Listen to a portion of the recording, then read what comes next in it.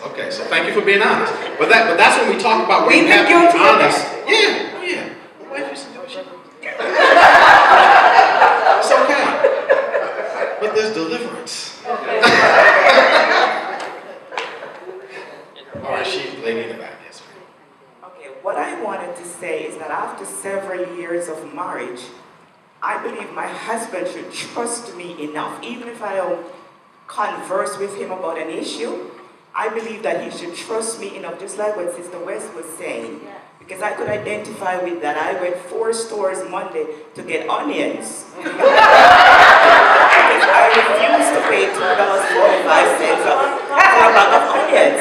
So I went shopping. Now, my husband will not call me and ask me, where are you or why are you out so long? Because after 40 years, he now realized that I'm doing what I think is the right thing for the family. So there has to be a level of trust after several years of marriage that he doesn't have to worry, where are you, when are you coming home, why are you at the store so long? Because I'm doing what I think is right for the family.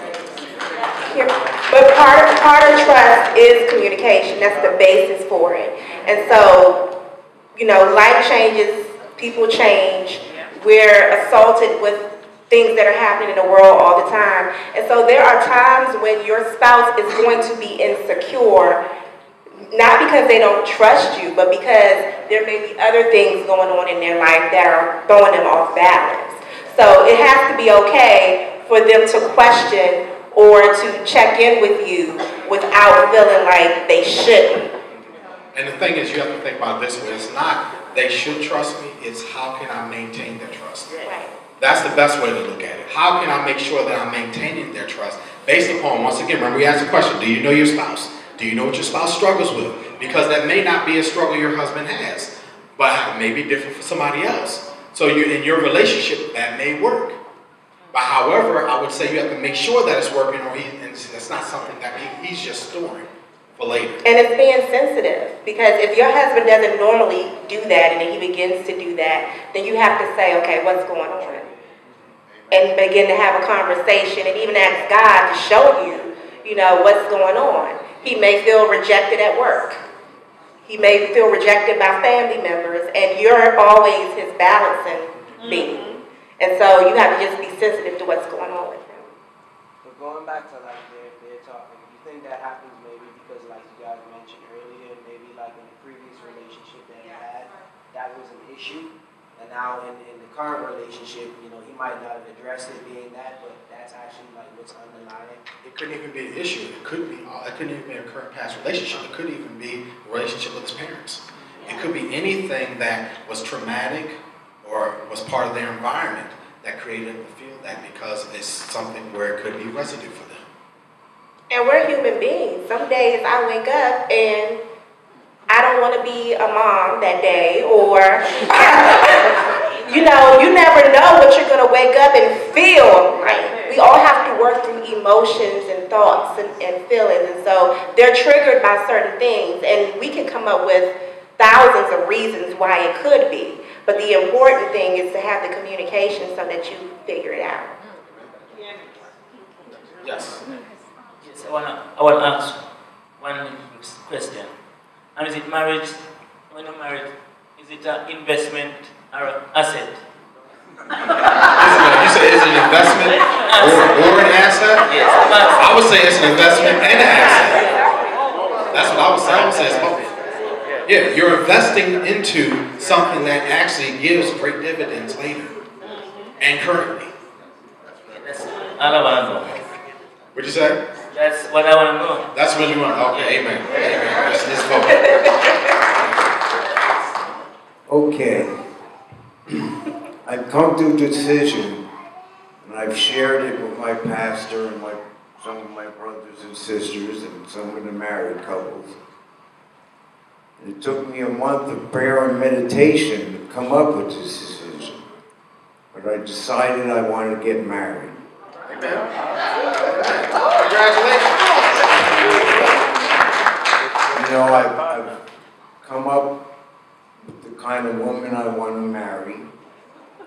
One who's going to love me if I get a pot belly. Wait a minute. what's my pot belly? If I lose my hair, if I have hair going out my nose and my ears, she'll love me. She'll love me what's on the outside, but she'll love me what's on the inside. It's a long list. My list is short. Amen.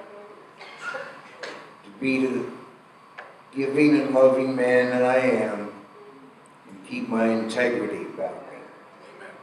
And I was going to say, it's great to have the characteristics that you want for your wife, but just as important is for you to have a vision of the type of husband you want to be.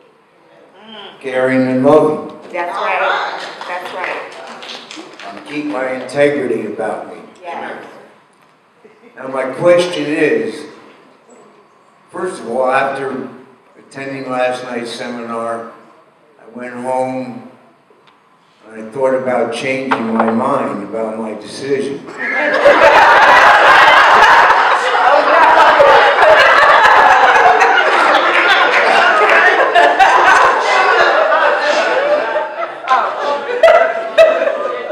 Even after today, I'm sure I'm going to go home and start thinking again.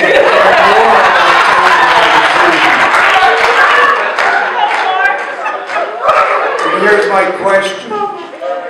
You know, I realize I have to start, I hope I haven't scared any of the single sisters about talking to me. Amen.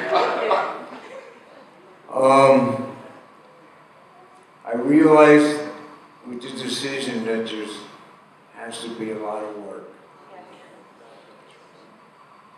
But here's my question. Is it okay to be scared a little bit? Of course. Sometimes be scared. Of course. It's okay to be terrified.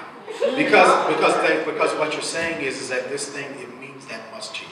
And it's not something you're going to walk into frivolously, but you actually are walking in, trusting God the whole way. So yeah, it is fear invoking. It really is. Anxiety. Anxiety invoking. Yeah, it is. That's normal.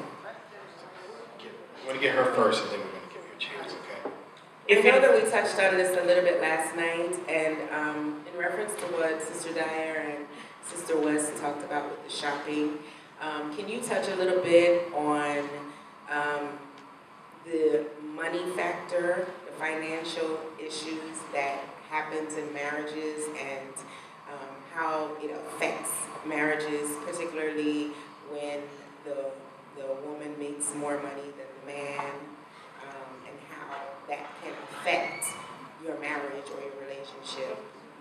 So, excuse me, 1 second, sir. Could I ask, you could answer the two questions in one, if I may? Yes, go ahead.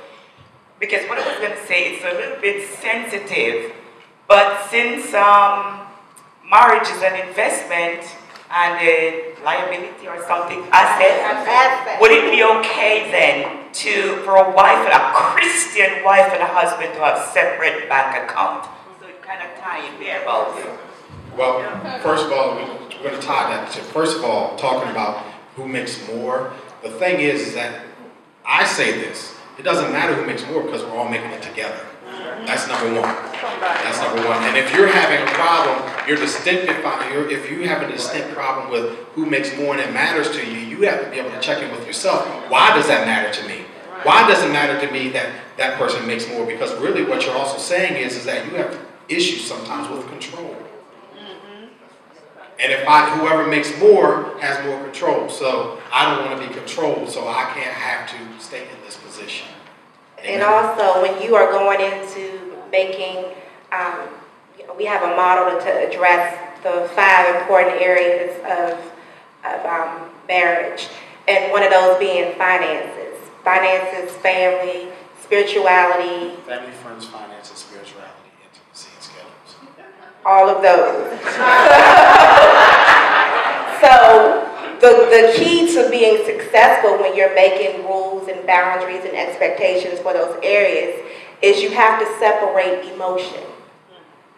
It has to be logical, and that's why it's a pre-planning thing, that you're setting out standards prior to getting into those emotional circumstances and situations. Because when the emotions comes in,